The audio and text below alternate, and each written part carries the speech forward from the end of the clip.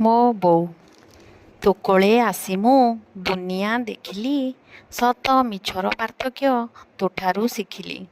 ଜାଣିଲି ବୋଉ ତୁ ଭାରି ମିଛୁଇ, ବୋଉ ଯେବେ ନିଜେ ହେଲି ତ ମୁହିଁ। ବହୁତ ବାଢ଼ି ଅଳପ କହୁ, ଖାଇଦେ ନହେଲେ ବୁଦ୍ଧି ଆସିବ କାହୁଁ।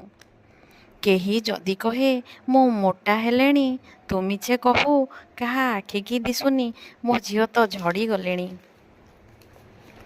ଖେଳ କୁଦ କରି ପିଲା ମେଳରେ, ଡେରି ଯେବେ ହୁଏ ଖରା ବେଳରେ, ବାଡ଼ି ଧରି ପିଟି ତୁ ମିଛେ କହୁ, ଖାଇବାକୁ ନାହିଁ ଆଜି ସେ ଉପାସେ ଶୋଉ। ପାଠ ପଢ଼ାବେଳେ ବିଦ୍ୟାଳୟରେ, ଯେବେ ପିଟନ୍ତି ଗୁରୁଜୀ ପାଠ ପଢ଼ାରେ, ତୁ ମିଛେ କହୁ ପାଠ ସାଠ ନାହିଁ ସେ ମାଡ଼ ଖାଉ। ଉଚ୍ଚ ଶିକ୍ଷିତା ଯେବେ ମୁଁ ହେଲି, ସଭିଏଁ କହିଲେ ଭଲ ଶ୍ରମ ମୁଁ କଲି। ତୁ କିନ୍ତୁ ମୋତେ ମିଛେ କହିଲୁ କିଛି ଶ୍ରମ ନାହିଁ ଉତ୍ତୀର୍ଣ୍ଣ ହେଲୁ।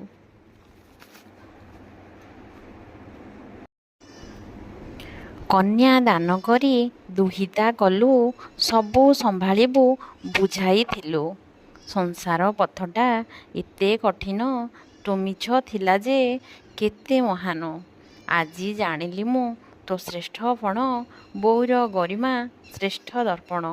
ତୋ ମିଛ ଦିଗନ୍ତ ମୁଁ ପାଛୋଟି ନେଇ, ଜୀବନ ପଥରେ ଯାଉଛି ବାହି।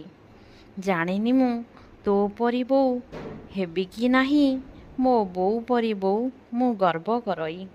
ତୋ ଆଶୀର୍ବାଦ ଥାଉ ସଦା ମୋ ମଥାରେ, ଏ ଜୀବନ କଟୁ ନିରଙ୍କୁଶରେ।